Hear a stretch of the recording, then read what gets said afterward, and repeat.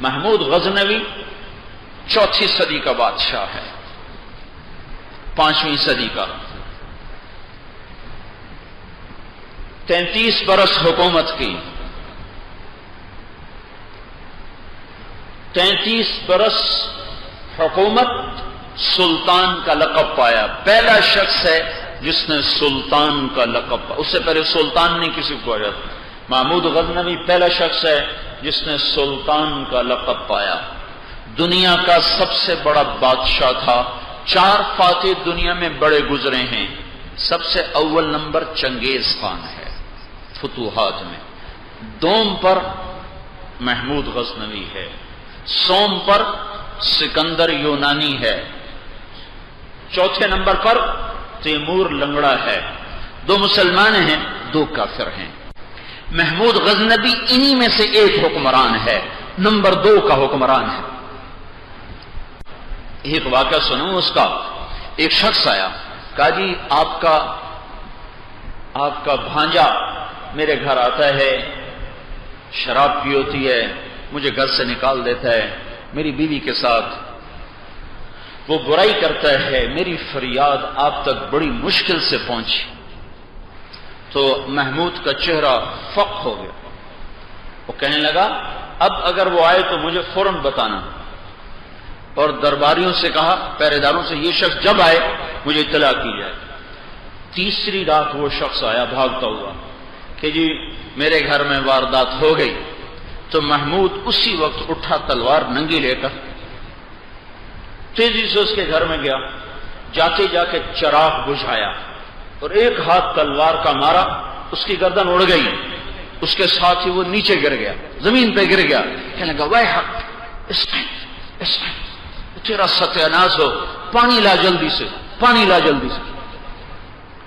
وہ بھاگ کے گیا، پانی لے کر آیا، پانی پلایا، کہنے کہ چراغ جلاؤ، چراغ جلایا تو اس کی لاش اور کٹی گردن کو دیکھ کر محمود نے کہا الحمدللہ۔ تو شخص نے کہا سلطان پنا یہ کیا چکر ہے، آ کے چراغ بجھایا، قتل کر کے گر گئے، پانی مانگا، چراغ میں اس کی میت کو دیکھ کر الحمدللہ پڑھا، یہ 3 باتوں کی وضاحت فرما دیں۔ تو محمود نے کہا جس دن تم میرے پاس فریاد لے کر آئے تھے، میں نے قسم کھائی تھی نہ کھاؤں گا، نہ پیوں گا، نہ سوؤں گا جب تک تیری عزت کی حفاظت نہ کر۔ تو تم حکومت کو گالیاں کیوں دیتے ہو؟ اخباروں میں کیا پڑھتے ہو؟ روزانہ کتنا زنا ہو رہا ہے، فلاں کی بیٹی کو اٹھا کے لے گئے، فلاں کی ماں کے ساتھ یہ کر دیا۔ حکومت آ کے کرتی ہے، پولیس کرتی ہے، فوج کرتی ہے، کون کر رہا ہے؟ روزانہ اخبار میں کتنی خبریں ہوتی ہیں۔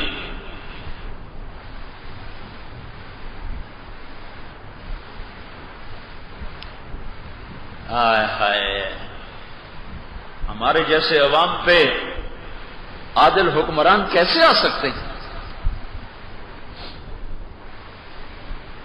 کہنے لگا آج مجھے 3ری رات ہے، نہ میں نے کھایا ہے، نہ پیا ہے، نہ میں سویا ہوں۔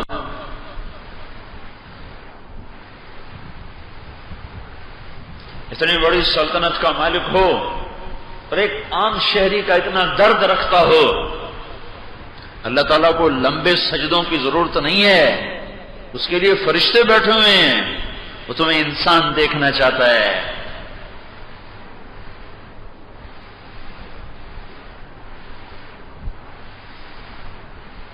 کہا 3ری رات ہے، میں نے نہ کھایا ہے، نہ پیا ہے، نہ میں سویا ہوں۔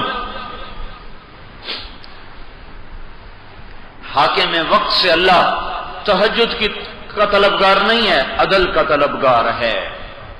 مالدار سے اللہ تعالیٰ لمبی تسبیحوں کا طلبگار نہیں ہے، سخاوت اور تواضع کا طلبگار ہے۔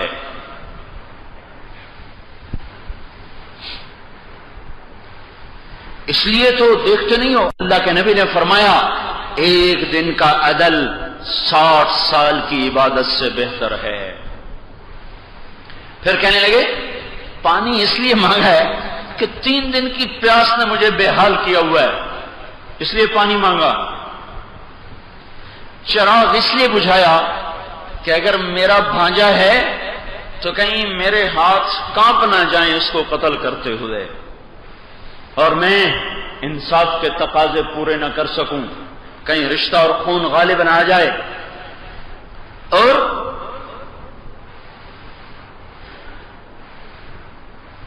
الحمدللہ اس لیے کہا ہے میرا کچھ نہیں لگتا، میرا کچھ نہیں لگتا۔ یہ تصویر کا ایک رخ ہے۔ تصویر کا دوسرا رخ تو میں بتاؤں، آج سے کوئی 30-34 سال پہلے کی بات ہے، ہمارے علاقے میں ایک ذمہ دار کے بیٹے نے اپنے ایک کمی کا بیٹا قتل کر دیا، ماچھی کا بیٹا، بڑی بے دردی سے قتل کیا۔ وہ پکڑا گیا، سارے تلمبے تھانے کے ذمہ دار وہاں آئے بیٹھے تھے اس کو چھڑانے کے لیے۔ تو پولیس کیا کرے یہاں؟ اب یہاں پولیس کیا کرے؟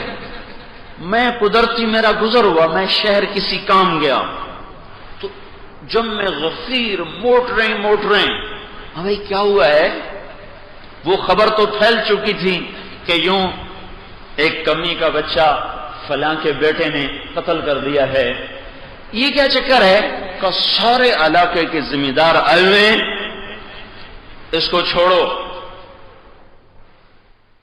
تو یہاں پولیس کیا کرے گی؟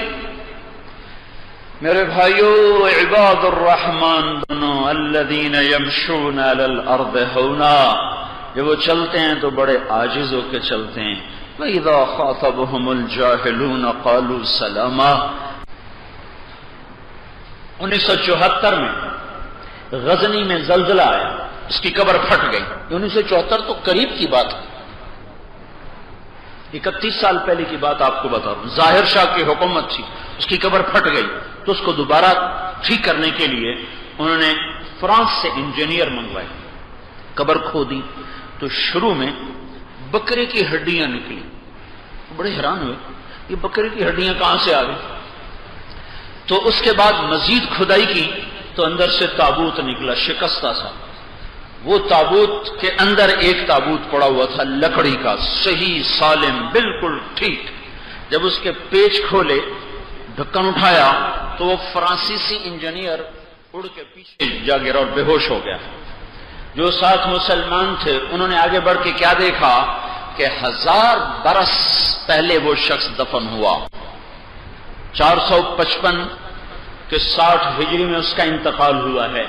1974 میں اس کی قبر کھودی جا رہی ہے، یعنی 1400 کچھ میں 1300 کچھ میں اس کی قبر کھودی جا رہی ہے۔ 1000 سال قبر میں گزارنے کے بعد وہ ایسے پڑا تھا جیسے کوئی ابھی رکھ کے گیا ہو، کفن بھی میلا نہیں تھا، چلو کفن تو شکستہ ہو کے ختم ہو جائے، نیا کفن اور سینے سے ہٹا ہوا، یہاں تک سیدھا ہاتھ سینے پہ رکھا ہوا ہے۔ انہیں ہاتھ کو ہلا کے دیکھا، نرم گداز، پورا جسم سوئے ہوئے انسان کی طرح۔ 33 سال کی حکومت کے بعد، 1000 برس قبر میں گزارنے کے بعد قبر کو جرت نہ ہوئی کہ اس کا ایک بال ہی خراب کر دیتی۔ قبر تو بڑے بڑے ولیوں کو کھا جاتی ہے، کوئی ہوتا ہے جو قبر میں سلامت رہتا ہے، بڑے اولیاء یا شہداء یا پھر انبیاء، ان کے علاوہ اللہ کا قانون ہے قبر سب کو کھا جاتی ہے۔ یہ محمود تو کوئی ولی اللہ نہیں ہے، یہ کوئی مدرسے کا محدث مفسر نہیں ہے، مسجد کا امام نہیں ہے، کسی خانقاہ کا سجادہ نشین نہیں ہے، سلطان کا لقب پانے والا ہے، 33 برس دنیا کی سب سے بڑی سلطنت کی بنیاد رکھنے والا ہے۔